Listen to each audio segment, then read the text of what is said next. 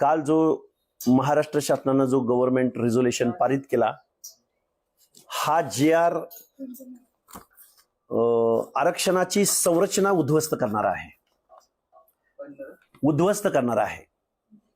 मनोज जरांगे म्हणायचे की आम्हा सगळ्या सोयऱ्यांना आरक्षण मिळालं पाहिजे, सरसकट मिळालं पाहिजे. ते शब्द जरी या महाराष्ट्र शासनानं या GR मधून वगळले असले तरी नवीन शब्द आणून त्यांची मागणी एक प्रकारे मान्य केलेली आहे, असा मला अर्थ लागलेला आहे. तो मी महाराष्ट्रासमोर मांडण्याचा प्रयत्न करतोय. हा GR संविधान विरोधी आहे, मी बोललोच. हा GR वेगवेगळ्या न्यायालयांच्या निर्णयांचा अवमान करणारा आणि उल्लंघन करणारा आहे. हा GR महाराष्ट्रातील सामाजिक न्यायाच्या प्रतीक्षेमध्ये असणाऱ्या ओबीसींचं आरक्षण संपवणारा आहे, आरक्षणाचं झोपडं उद्ध्वस्त करणारा आहे. आणि या GR द्वारे महाराष्ट्रातलं ओबीसीचं आरक्षण, जे बोगस कुणबी सर्टिफिकेटद्वारे लोक ओबीसी मध्ये सर्टिफिकेट काढून घुसखोरी करत होते, त्या घुसखोरांना या GR द्वारे एक प्रकारे अभय मिळालेला आहे, रेड कार्पेट मिळालेला आहे, बढावा मिळालेला आहे, उत्तेजन मिळालेलं आहे. आणि ओबीसीचं आरक्षण मात्र शासनाच्या संरक्षणात आज उद्ध्वस्त झालेलं आहे.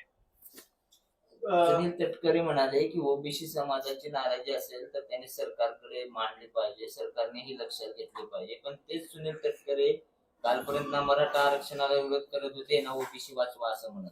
हे बघा, ओबीसी मध्ये जन्मानं ओबीसी असलेले आणि ओबीसीच्या नावानं फेस म्हणून मंत्रिमंडळात जाणारे, आमदार होणारे, वेगवेगळ्या पद ग्रहण करणारी या माणसांनी मात्र खरोखर शांत बसून ओबीसीचं आरक्षण संपवण्यासाठी हातभार लावलेला आहे.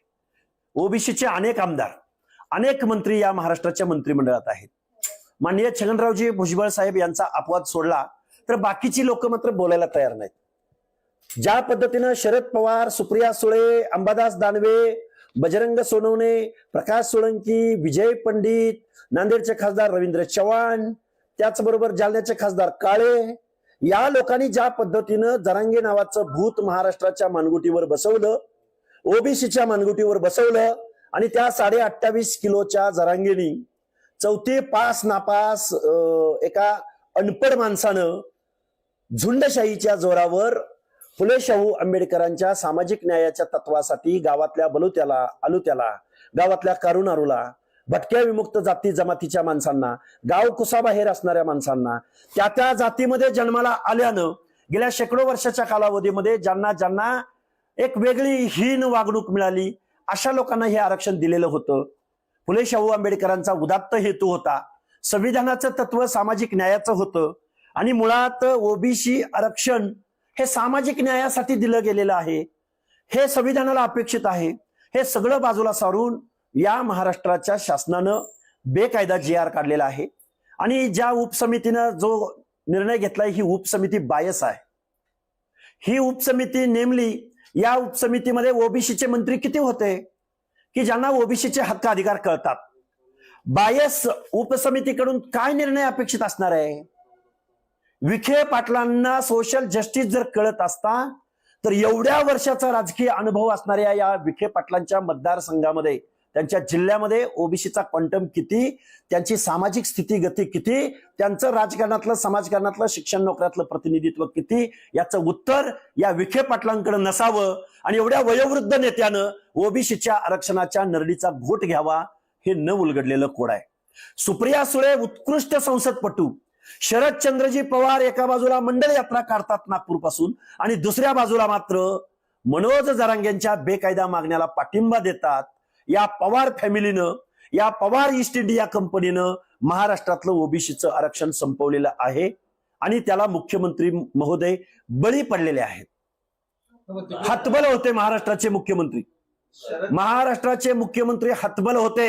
एका बाजूला न्यायालयानं कठोर ताशेरे ओढले इथल्या शासनावर की याला टाइम बॉन्ड दिला, याला लवकर मुंबईच्या बाहेर काढा. एका बाजूला कोर्टाच्या निर्णयापुढे हतबल होते आणि दुसऱ्या बाजूला यांना मुंबईतून बाहेर कसं काढायचं यापुढे हतबल होते. पवारांवरती सातत्याने तुमची टीका होते. मात्र ह्या आरक्षणाच्या लढ्यामध्ये अनेक नेते पुढे आले आणि त्यात मुख्यमंत्र्यांचं पण नाव होतं की त्यांनी त्यांच्या कार्यकाळात दिलं गेलेलं आरक्षण. मात्र मग फक्त पवारच कसे जाऊ? मी पवार नाही, मी आता माझी बाईट जरी काढून बघितली तर मी मुख्यमंत्र्यांचं वेळोवेळी नाव घेतलेलं आहे. ते बळी पडलेले आहेत, मी असं म्हणतोयच ना. पण हे जे आंदोलन बेकायदा उभं केलं, बेकायदा मागण्यांना सपोर्ट करण्याचं काम कुणी केलं असेल तर डायरेक्ट केलं शरद पवारांनी, डायरेक्ट सपोर्ट केला सुप्रिया सुळेंनी, डायरेक्ट सपोर्ट केला शरदचंद्रजी पवारांचा खासदार बजरंग सोनवणेनी, आणि इनडायरेक्ट म्हणण्यापेक्षा डायरेक्ट त्यांना या ओबीसी आरक्षण विरोधी लढ्याला विजयसिंह पंडित, प्रकाश सोळंकी, अजितदादाच्या आमदारांनी. कोण माणसं होती, कुठली माणसं होती, कुणी डिझेल पुरवलं, कुणी गाड्या पुरवल्या, कुणी माणसं पुरवली, कुणी ओपन पत्रकार परिषदा घेतल्या, कुणी जरांगेच्या आंदोलनामध्ये जाहीर सहभाग घेतला, हे महाराष्ट्राला माहिती आहे ना. आणि ह्याचे मालक पवार फॅमिलीच आहे ना, मास्टरमाइंड पवार. प्रश्नच नाही. रोहित पवारांचा आयटी सेल हे मनोज जरांगेंचं आंदोलन चालवत होता, हे महाराष्ट्रातल्या ओबीसींना माहिती आहे. कालपासून मुख्यमंत्री याचं श्रेय घेत आहेत. मुख्यमंत्री सुद्धा म्हणतात की आम्ही योग्य न्याय दिलाय. मग मुख्यमंत्र्यांनी, तुम्ही म्हणताय ओबीसीवर मुख्यमंत्र्यांनी अन्याय केला, मुख्यमंत्र्यांची स्पष्ट भूमिका तुम्ही का नाही मागत कालपासून? कालपासून मी बोलतो ना, मुख्यमंत्री महोदयांच्या या गव्हर्नमेंट रिझोल्युशनद्वारे मी एक ओळ वाचून दाखवतो. शासन निर्णय या शब्दाच्या वरचं जे काही याच्यामधली ओळ आहे ते मी तमाम महाराष्ट्रातल्या लोकांना, हा जे आर बेकायदा का आहे हे मी वारंवार का तुमच्या समोर मांडतोय, एक ओळ तुम्हाला ऍज इट इज वाचून दाखवतो. गव्हर्नमेंट रिझोल्युशन मध्ये एक कॉमा, एक टिंब, एक अक्षर, त्याला सुद्धा महत्व असतं, त्याला सुद्धा महत्व असतं. वेलांटी, दीर्घ का ऱ्हस्व, याला सुद्धा जी आर मध्ये महत्व असतं. तर या जी आर मध्ये एक वाक्य लिहिलेलं आहे, ते मी वाक्य तुम्हाला वाचून दाखवतो. मराठा समाजास जात प्रमाणपत्र मिळण्याच्या प्रक्रियेत अधिक सुलभता यावी याकरता शासन खालीलप्रमाणे निर्णय घेत आहे. म्हणजे या जी आरचा उद्देश मराठा समाजाला ओबीसी मधून आरक्षण देणे हा आहे. मराठा समाजाला ओबीसी मध्ये आरक्षण द्यायला, समावेश करायला सर्वोच्च न्यायालयानं नकार दिलाय, सेंट्रल बॅकवर्ड कमिशननं नकार दिलाय, स्टेट बॅकवर्ड कमिशननं नकार दिलाय. मराठा आणि कुणबी एकच आहेत असं मानायला वेगवेगळ्या हायकोर्टनी नकार दिलेला आहे. मग एवढे सगळे उच्च न्यायालय, सर्वोच्च न्यायालय, state backward commission, central backward commission यांचा एवढा सगळा विरोध असताना, मराठा समाज सोशल बॅकवर्डनेस नाही हे वेळोवेळी सांगितलेलं असताना परत शासन म्हणतंय की मराठा समाजास जात प्रमाणपत्र मिळण्याच्या प्रक्रियेत अधिक सुलभता यावी. म्हणजे उद्देश काय आहे तर मराठा समाजाला ओबीसी मध्ये समावेश करणे हा या जी आरचा उद्देश आहे. हा बेकायदा आहे, हा कोर्ट ऑफ कंटेम्प्ट आहे, हा या शासन मध्ये ओबीसीचं आरक्षण संपवणारा आहे. आणि त्यामध्ये परत सगळ्या सोयऱ्यांना, नाते गोत्यांना, गावातल्या व्यक्तींना ज्याच्याकडे कुणब्याचं सर्टिफिकेट आहे त्यानं जर एक ऍफिडेव्हिट दिलं तर त्या ऍफिडेव्हिटद्वारे त्या माणसाला हे सर्टिफिकेट मिळणार आहे.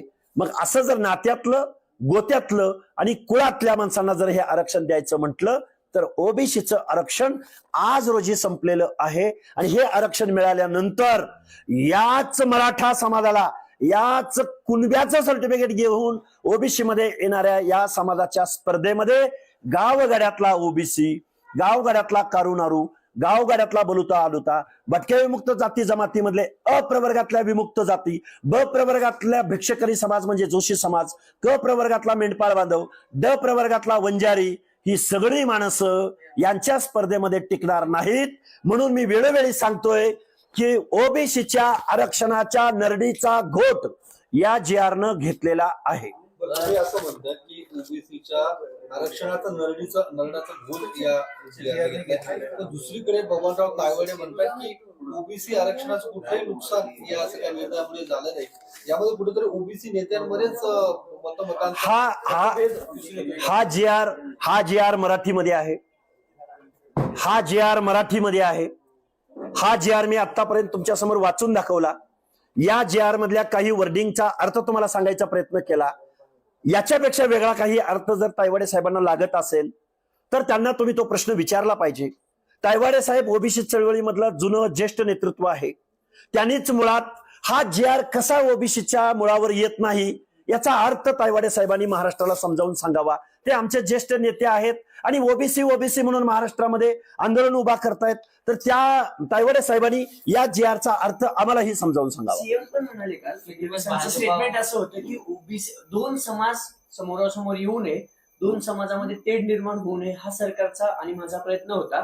पण आता जे हैदराबाद गॅजेट आहे त्यामुळे ओबीसी आरक्षणाला धक्का लागणार नाही असं स्पष्ट मत फडणवीसांनी काल व्यक्त केलेलं आहे. इव्हन विखे पाटील पण म्हणतात की ओबीसी आरक्षणाला धक्का लावणार नाही आम्ही.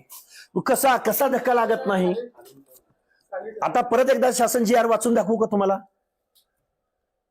किती वेळा वाचून दाखवायचा? मुख्यमंत्री खोटं खोटं बोलतात. खोटं बोलतायत. रास्त या GR चा अर्थ काय? हा काय कन्नडमध्ये GR आहे का? हा काय फारसी हिब्रू कुठल्या फॉरेन लँग्वेज मध्ये आहे का?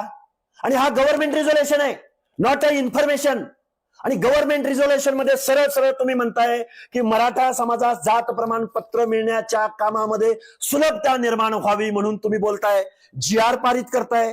असा GR या उपसमितीनं कुणाच्या सांगण्यावरून काढला? या प्रश्नाचं उत्तर ओबीसीना हवंय. स्टेट बॅकवर्ड कमिशननं तुम्हाला काही शिफारस केली का? मंत्रिमंडळामध्ये तुमचा काही निर्णय झाला का? हाऊसमध्ये यावर चर्चा झाली का? या GR चा काय अर्थ निघतो? मी एक आंदोलक म्हणून, एक कार्यकर्ता म्हणून, ओबीसी चळवळीमध्ये काम करणारा माणूस म्हणून याचा अर्थ काय निघतो हे मुख्यमंत्री महोदयांनी आणि महाराष्ट्रामधल्या विखे पाटलांपासून उपसमिती, आणि उपसमिती मुळात बायस आहे. या उपसमितीवरती आरक्षणाचं धोरण माहीत असलेला एकही मंत्री, त्याचा ABCD सुद्धा माहीत नसलेला माणूस त्या उपसमितीमध्ये नव्हता. हा बायस आहे. हा ओबीसी, ही उपसमिती ओबीसी आरक्षण संपवणारी ही उपसमिती आहे.